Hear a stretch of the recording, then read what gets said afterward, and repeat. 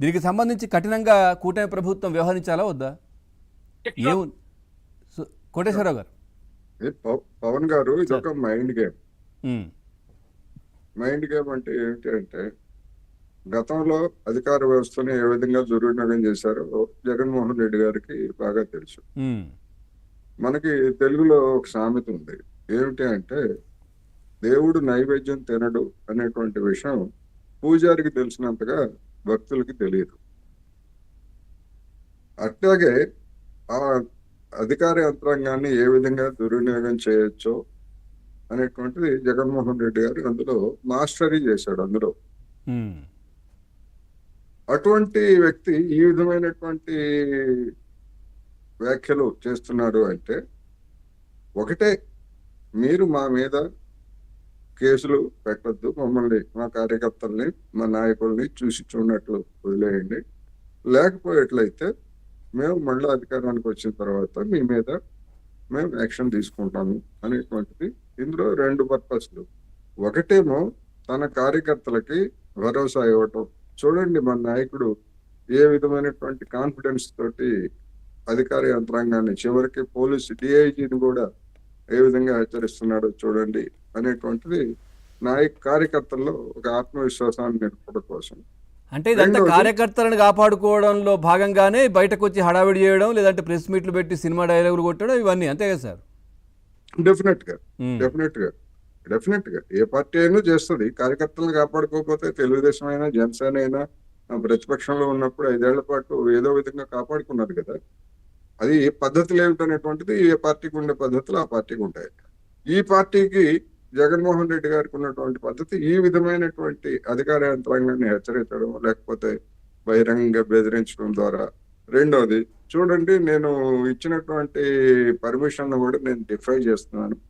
నా మీద ఏమి ఒక్క కేసు కూడా, చిన్న కేసు కూడా పెట్టలేదు అని చెప్పేసి ఒక ఎగ్జిబిషన్, డిమాన్స్ట్రేషన్. ఉమ్, నేను 3 సార్లు వెళ్ళాను, బొదులు వెళ్ళాను, లేకపోతే గుంటూరు మిర్చియార్డ్కి వెళ్ళాను, బంగారుపాలెంకి వెళ్ళాను, లేకపోతే సత్తుపల్లి వెళ్ళాను. ఈ వెళ్ళిన అన్ని సందర్భాల్లో కూడా వాళ్ళు ఇచ్చినటువంటి అనుమతులు నేనేమి ఖాతరు చేయలేదు. అయినా నా మీద ఎలాంటి యాక్షన్ లేదు.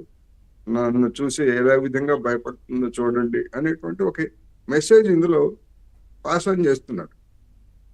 అందువల్ల సార్ అదొకటి. ఇప్పుడు 10 మంది ఎమ్మెల్యేలు ఉన్నారు సార్ ఆయన దగ్గర, ఆయనతో పాటు 11 మంది. 10 మంది ఇప్పుడు నెక్స్ట్ మంత్ అసెంబ్లీ సమావేశాలు కూడా ఉన్నాయి. సో వాళ్ళని ఆ విధంగా రాకుండా చేయడం అంటే ఆ ప్రజాస్వామ్యాన్ని అపహాస్యమే కదా. అక్కడ ఉన్నటువంటి వాళ్ళు ఏదైతే అక్కడ గెలిపించారు అక్కడ ప్రజలు, వాళ్ళ సమస్యలు ఇక్కడ అసెంబ్లీలో ప్రస్తావించాలి కదా. అట్లా వెళ్ళనీయకుండా చేయడం ఎంతవరకు కరెక్ట్ సార్ ఇది? ఆ విషయాన్ని గతంలో కూడా, గత ఏడాది నుంచి మనం పదే పదే చెప్తున్నాం. ప్రజాస్వామ్యాన్ని, లేదా వాళ్ళను ఎన్నుకున్నటువంటి ప్రజల యొక్క ఆకాంక్షలకి అది భిన్నము, ఏ విధంగానూ సమర్థనీయం కాదు. ఆయన వెళ్ళకపోవడం, అదేవిధంగా మిగిలిన వాళ్ళని వెళ్ళకపోవడం అనేటువంటిది ఏ విధంగానూ సమర్థనీయం కాదు. అయితే నా అభిప్రాయం ఏంటంటే, ఎక్కువ కాలం ఆ విధంగా అందరిని మొత్తం బాయ్కాట్ చేసే విధంగా కట్టడి చేయడం అనేటువంటిది ఆయనకు కూడా సాధ్యం కాదు. ఏదో ఒక రూపంలో ఒకవేళ ఆయన, జగన్మోహన్ రెడ్డి గారు వస్తారో రారో అనేటువంటిది సందేహమే. రారు అనేది మాత్రం నా ఉన్నటువంటి అభిప్రాయం.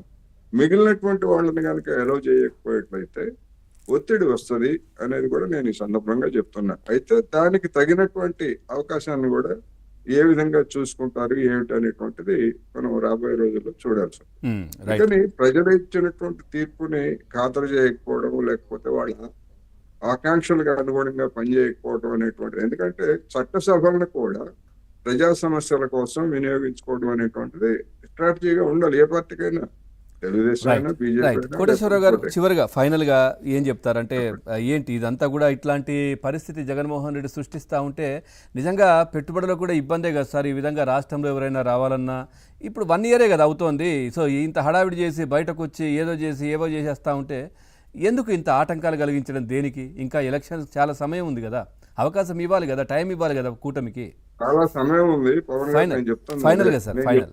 నేను చెప్తున్నా అదే. ఈ విధంగా ఇటువంటి డిఫై చేసి ఈ విధమైనటువంటి షో చేస్తున్నటువంటి జగన్మోహన్ రెడ్డిని అదుపు చేయలేనటువంటి ప్రభుత్వం ఎందుకని చేయలేకపోతా ఉంది అనేటువంటి ఆలోచన ఇన్వెస్టర్స్ లో, లేకపోతే ఆంధ్రప్రదేశ్కి రావాలని చూసేటువంటి వాళ్ళలో ఇటువంటి ఆలోచన కలిగించడానికి ఒక ప్రయత్నం ఇది. రైట్ ఆ ఆలోచన కలిగితే ఎక్కువగా నష్టపోయేది ఎవరు? ఆంధ్రప్రదేశ్ నష్టపోతుంది. అన్నిటికి మించి 3 పార్టీల కూటమి కూడా నష్టపోతుంది రాజకీయంగా. Right sir right. అందుకని ఆలస్యం అయినా, పెట్టుబడులు రాకపోయినా కానీ అల్టిమేట్ గా ఎవరికి నష్టం జరుగుతుందంటే ఆంధ్రప్రదేశ్ ప్రజలకు ముందు నష్టపోతారు, రాజకీయంగా కూటమి పార్టీలు నష్టపోతాయి. ఆ విధమైనటువంటి స్ట్రాటజీని అనుసరిస్తున్నారు. అందుకని వీళ్ళు కౌంటర్ గా దీన్ని ఏ విధంగా చేయాలనేటువంటి ఇప్పటికైతే నా అభిప్రాయ ప్రకారం ఒక గందరగోళంలో కూటమి ప్రభుత్వం ఉంది. ఏం చేయాలో స్పష్టత అయితే ఇంతవరకు కనపట్టలేదు అనేది నేను చెప్తాను. Right sir.